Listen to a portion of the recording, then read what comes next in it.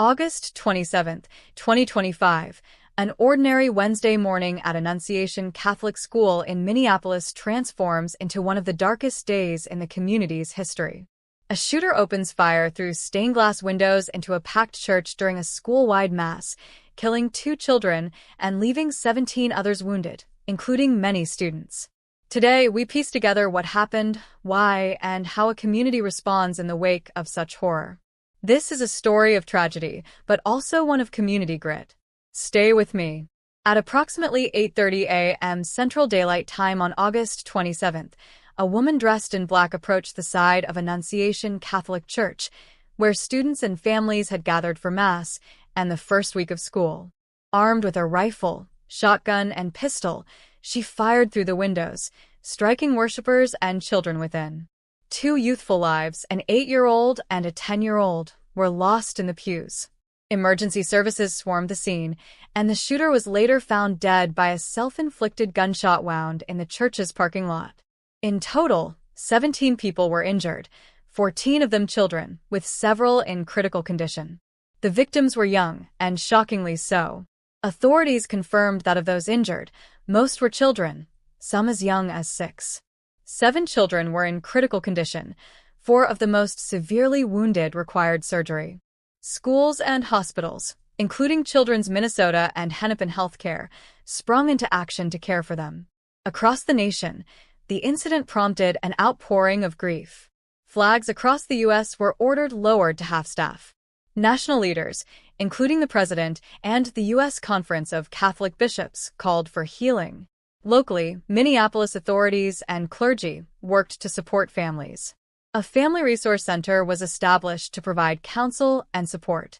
Law enforcement identified the shooter as 23-year-old Robin M. Westman, formerly Robert Westman, who legally changed the name in 2020. Westman had no significant prior criminal record and grew up in Richfield, Minnesota.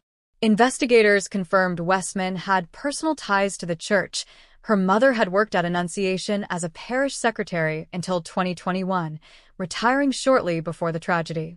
Hours before the attack, Westman posted a disturbing video manifesto to a now-deleted YouTube account.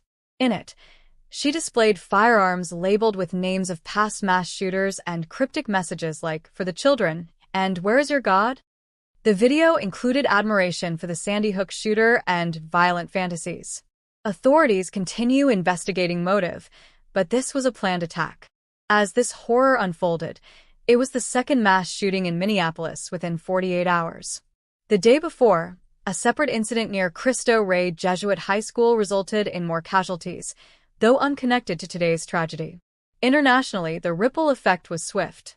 In Berlin, police increased patrols around schools and religious institutions to reassure communities. Back home, the broader issue of school safety, gun control, and prevention re-entered the national conversation with renewed urgency. This tragedy raises painful but necessary questions. How do we protect our most vulnerable? Are our schools still safe? How do communities heal after something so unthinkable? In Minneapolis, families, clergy, and the city officials are now confronting the aftermath and searching for answers. Some reject simple condolences, emphasizing that these children were literally praying. Let us honor the memories of those lost by asking ourselves, what can be done to prevent the next tragedy? How can we do better? No script ever prepares us for this kind of news. Today, as we recount these events, we also remember the humanity in their names, children who never had a chance to finish their school year. Let's hold them in our thoughts and work toward a future where classrooms and places of worship are safe again. If this video moved you, please like and share it, not just for outreach, but to keep the conversation alive. If you're new here, hit subscribe for more thoughtful, respectful coverage of critical issues. Together we can remember, reflect, and advocate for safer communities. Thank you for watching, and take care of one another.